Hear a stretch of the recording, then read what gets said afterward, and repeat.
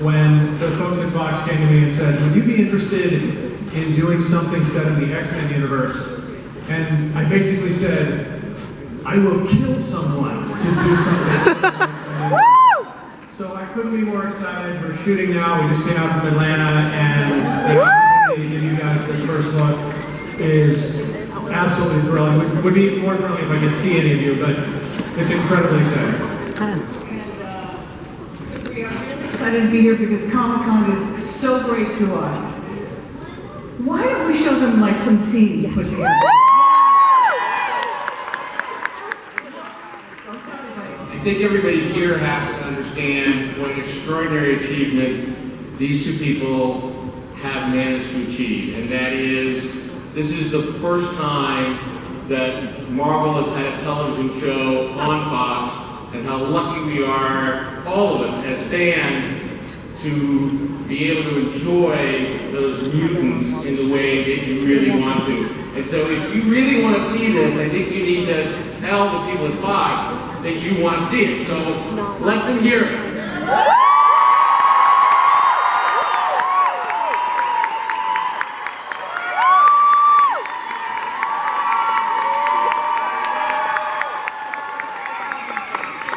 They obviously don't want to see it, so I think they sound ready. Let's do it.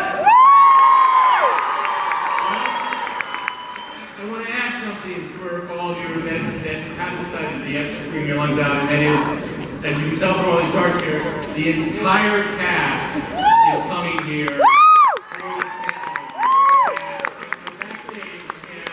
And some of them have never been to San Diego, so let's really tell people what a San Diego welcome is for the gifted.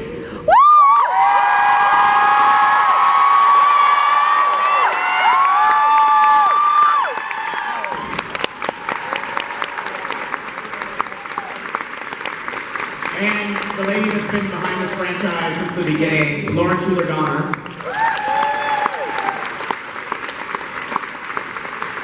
And the leading man of this series, Stephen Moyer. And his lovely on-screen white lady actor.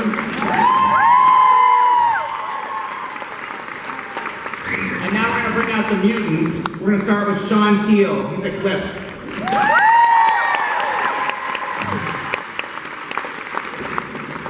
Jamie Chung as Blink.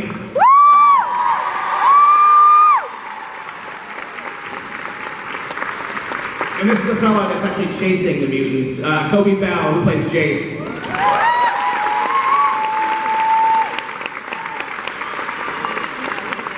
And then we've got Emma Dumont, who's Lorna, or Polaris.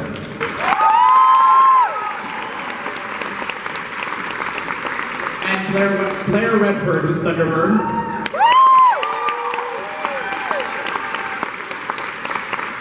The newbies, the rookie mutants, Natalie Aylan Lind, who plays Lauren. And Percy Hines White, who plays Andy, who just had a real crazy panic attack on screen. And then executive producer Jared Hoffman.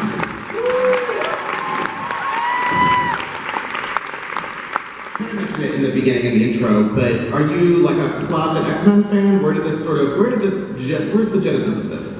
I was hardly closeted. The out and proud. Yeah, I was an out and proud X-Men fan. I've been a huge fan of the movies for a long time. I read the comic books as a kid. I got back into them as an adult, and yeah, when the opportunity came along, I was super excited. Yeah, I mean, I guess my big thing was just, my only reluctance was that it's, you know, what Lauren has created and that whole team has created with the movies and stuff, and the comics going back to the, you know, the original X-Men. They're important in our culture. Yeah. You know what I mean? They mean something to people, and so my only nervousness going in was thinking about what it meant to me and wanting to honor that for the fans and, you know, for the comics themselves. Yeah. And any?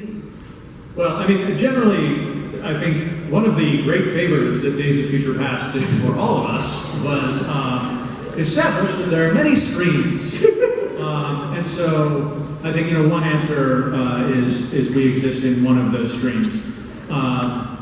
So the idea is that this is definitely its own universe. We're not in the same exact timeline as any particular movie or comic. That said, obviously we do share some characters and things with the movies and comics, and but I think that as in the comics and as in movies at this point, because the movies are not on the same timeline now, the idea is just we're doing our own thing, and as I said, there are many streams. Yeah. Stephen and Amy, you guys have done genre stuff before. What? I felt that, obviously I've got a little bit of a relationship with the X-Men universe. You're married to Rogue. You're married to Rogue. I'm married to Rogue. I'm a lucky guy who started working with this lady when she was 17. And, I wasn't 17. no, you just looked it. You're already married. You already got the job. And can I start now? So I was really taken with the way that Matt had incorporated the family aspect into this, and as a dad myself, I really liked that aspect of it. I also like the fact that for my character Reed, he is for those of you who sort of didn't maybe understood that bit or not, he's a prosecutor of mutants. He takes them out of society, and he thinks he's doing the right thing. And of course, when this incident happens, he then finds himself in a situation where he has to give up on everything that he's trained for and has been doing for years and years and years, and that he believes in is for the right thing for society and for mutants.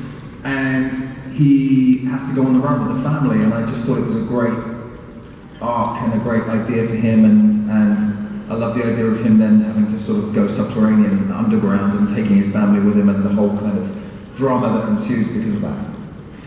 What about you, Abby? What were you doing? What did you sign on for? I mean, I think similar about the family. I feel like, at least my experience with the genre shows I've been in, so much of it's about finding a family because you've been cast out of your own family, and I really like that this took a family and they stay together and they decide to survive through it together, and then we get to add on to our existing family with the the new people.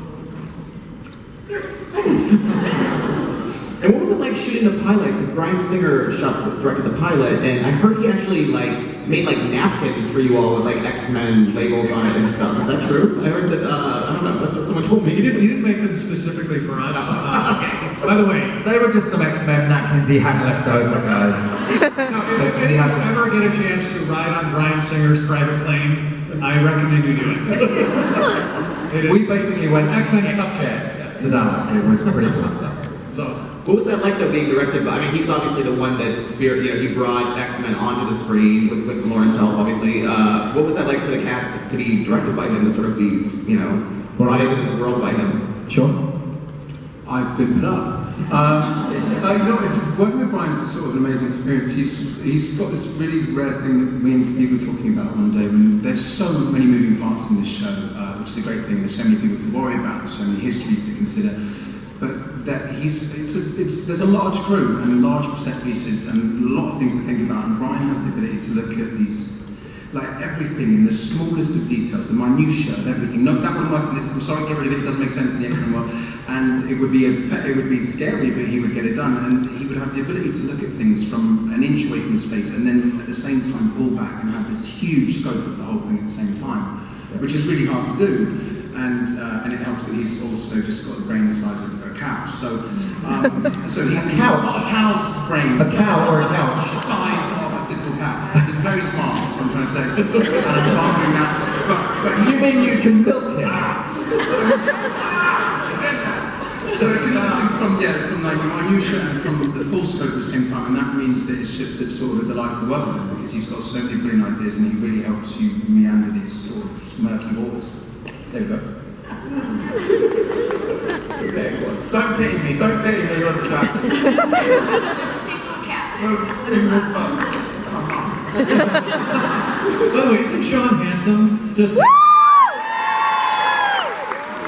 Aren't they all So for the mutants, I always, I mean, this is kind of nerdy, but for you guys, when you have to come up with your, like Emma, like for your power, do you practice in the mirror, like the different gestures? Because you have very specific sort of like, not voguing, if you will, but I would say, you know, miming, performance, dance, It's performance art. Here's what I do. No, when we picked out our movements for our characters, mine actually, I'm a ballet dancer in real life, so we wanted her to kind of have a more elegant, graceful sort of feel to her. And that day, actually, Matt was and Derek were at Dallas Comic Con, and they met some people cosplaying as Polaris, and they filled them in on what the Magneto hands is, which is this. And sure enough, we look back in the comics and he does it like that, but we like sort of made it more like feminine, so it was like feminine drawn to it. Anyway, she's a daddy's girl, and that's it. I feel like there was some Michael Jackson going on too, like, you know what I mean? Oh, There was for sure. Very Lady Gaga's listen to it. Jane, did you practice Blaine's portals? Because it's hers is sort of she's sort of learning. I mean, she's still kind of figuring out the portal, the time sort of. How do you practice tearing space? I mean, it's the strangest thing, but you know, you just go with it. Yeah. It's actually really exhausting. You know, it's just like so much strain. And then they're like, it's the size of a volleyball. Okay, yeah, now it's a little bigger. Okay, and now it's larger than there. So you're just playing around with it, and you know, it's quite fun to use your imagination. Yeah. You look silly as hell doing it, but you know. Oh, the Simmons. Yeah. What was it, Josh? And then now jump through the hula hoop. It's so fun. Matt, what for Lauren and Andy? Did you go back and forth in terms of what powers you give them? Like, was that a specific sort of brainstorm of like maybe Lauren can light things on fire? Maybe was there like sort of other things that were tossed out, or did you always sort of have those specific powers in mind for those characters?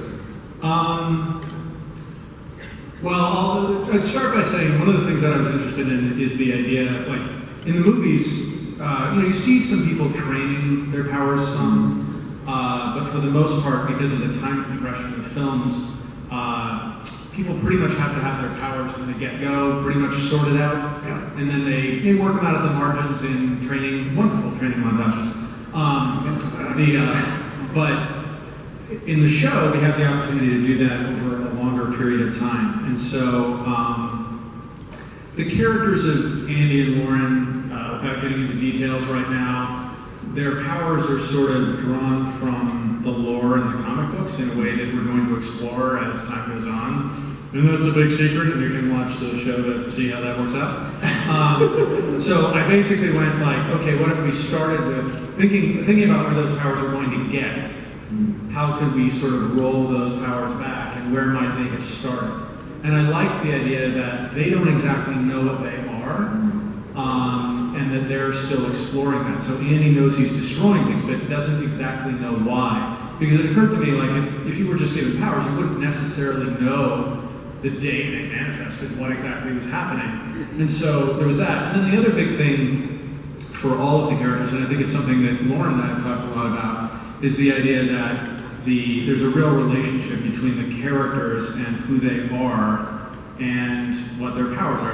It's not an accident that prickly Wolverine has claws that come out of his fist, you know, so that kind of thing. And so one of the things I was thinking about was, you know, if you're a teenage girl and you're feeling self-conscious about being a mutant and you haven't told anybody, and you have this ability that, you know, we'll be exploring, how does that manifest itself?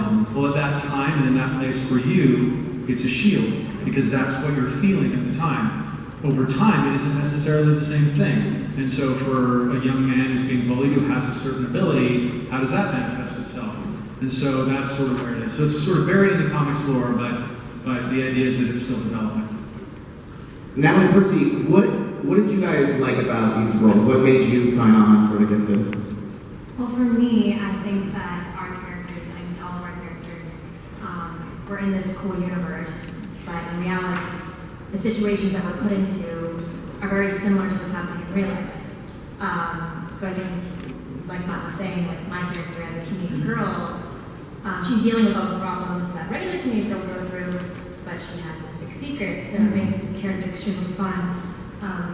Like, I mean, X-Men's pretty cool, so when I saw X-Men, it was definitely a big appeal.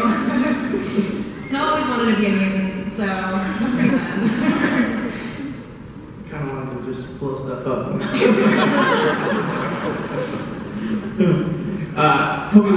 Just real quick, I do want to say, when Andy came in, or sorry, when Percy came in to audition for Andy, one of the things that we all gravitated to was that he was really likable, and at the same time, really enjoyed destroying things. You could see that he was having fun, and so that was a big appeal. his power is major anger issues. Yeah. Yeah. You should. It's not just that they're too expensive for television. Although that might be related. But, certain there's a unity of, business and creativity, and they come together and you come up with the X-Men are gone! Where did they go? To the other movies! Lauren, why has it taken so long to bring X-Men to TV? Is it just finding the right stories? I mean, because the franchise has been around for years now, and it's finally, with this year with Legion and with Gifted, you guys are, in full force. What's sort of been the sort of delay in bringing it to TV? First we wanted to do the X-Men story, and we wanted to spin off a few characters and give them their own stories. And really our fear is, because we're not Marvel. Marvel has many different worlds, right? We have the X-Men world, we do have over 100 characters. But we don't want to diffuse. We don't want a fan ever to say, I'm getting tired of this. Yeah. So you got to be really careful. So we just took our time. And Legion was the first. And Legion was good because it's such a different world.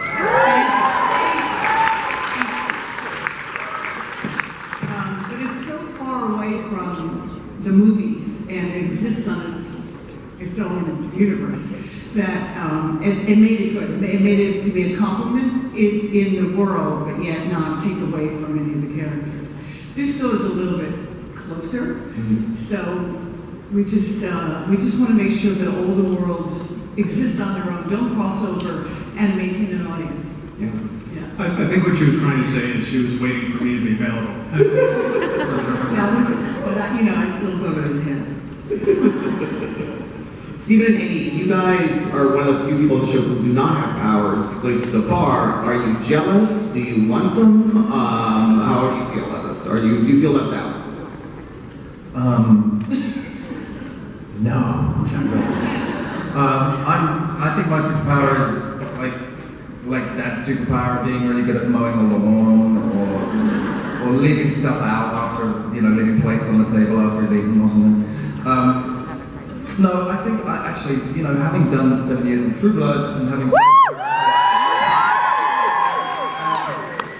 played a character with special abilities and special powers, one of the things that I was attracted to when I first read this was the fact that this character was one of the people that wasn't that, and that he is, an ordinary man in extraordinary circumstances. I'm always drawn to that as a narrative drive. So I'm quite happy to watch them try and create things that aren't there. And also, we're kind of the special ones, because look how many people have superpowers. You decided that you have the power of acceptance. Yeah. I'm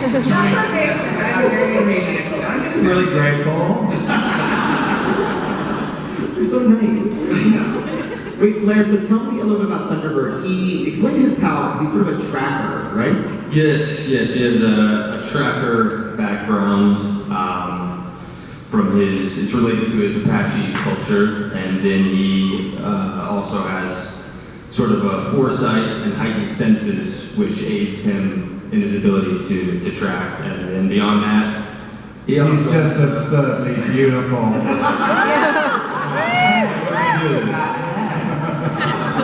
It's not real.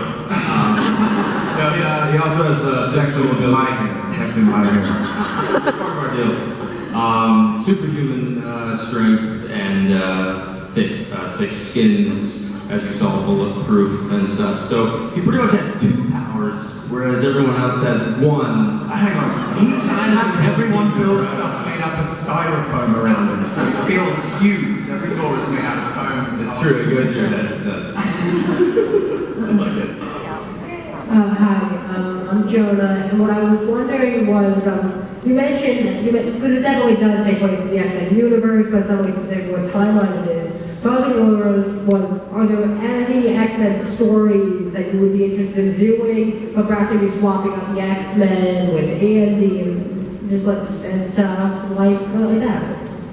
That's a good question. I'd say there's a lot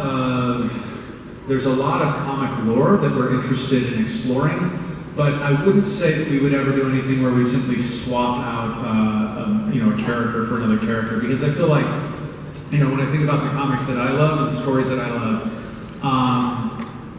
it would feel weird to see it with a different character. But at the same time, there are definitely comic runs and things that we're going to be borrowing from and extending, and a lot of the comics sort of play as history for us. So that's the idea, to sort of find things in the comics that we love and we connect to, and then weave that in to what we're doing in the show.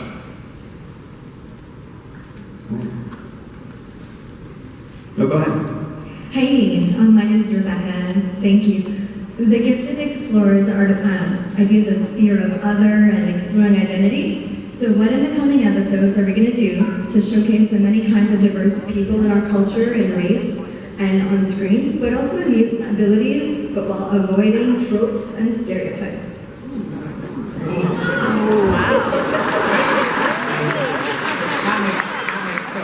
Derek? Yes, Derek. Derek Hoffman. I think that's the entire point of the show, is to be able to explore the X-Men have always been about the other and the acceptance and protecting and serving those who hate and fear you. And we're able in this show to take a different look at it and also use it as a mirror for the world we live in today, and explore some of the themes that we have. I think you can see up here and what you saw out there, we're going to be looking at the world that we live in through the lens of this show. Derek, Just to add on to what Derek said, diversity has always been an important part of the X-Men universe, and it's certainly an important part of the show. And I also think that one of the big things I think the country's dealing with right now is how much freedom are we willing to give up for the sake of security? What trade-offs are we willing to make? How much are we willing to take away from people if we're afraid of them? And I think that's super relevant right now, and that's one of the big things that we want to explore on the show. One is the Sentinels. One could assume we would see robots. However, that has already been used in the movies. So my question is we going to see Ahab in the TV serial? Well, I don't know about that, but you will see robots.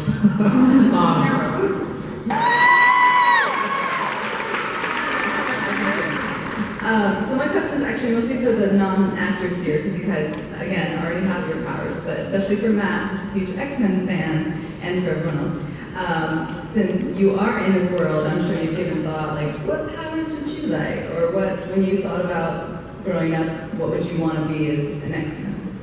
I want to be Charles. That's all I want to be. Because I'm a writer. I guess I didn't want to be in a wheelchair, but there's nothing wrong with that. I would have been in a wheelchair to have his powers. I would have made that trade-off, absolutely. This show has also given me the opportunity, notwithstanding the relationship to the X-Men, to say X-Men to me, to the actors, which is a lot of fun.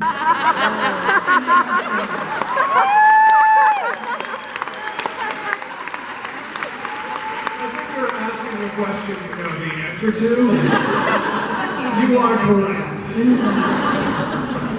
Thank you, Dr. I'm special about this series. What's special about your characters? I make her want to see I think the difference with the X-Men in comparison to other superheroes and genders is that they don't choose to have this gift or curse bestowed upon them, and they're ordinary people living extraordinary lives. But they're like we talked about before, they're outsiders, they're outcasts because of it, they're persecuted because of it, and those, instead of just seeing these people don a suit and run off with, you know, infinite ability and no fear or danger of anything, these are real people with real fears. I'm scared of a coffee pot. She throws a coffee pot at me, I'm scared. These are real people. They're not like, well, if I was Colossus, I'd be fine with it, but I'm not. So it's like hot hands. These are real people going through real problems, and there's a huge amount of parallels with the world today. And I think what goes above storytelling is relevance. What goes alongside it is an understanding and an ability to read into what's going on in today's world. You know, with parents thinking that their kids are something different when they grow up and they come out and anything like that. There's a lot of persecution on the planet, and this is a way of showing that there are people that can get together and help each other through that, and that it's wrong. And we have Very good answer.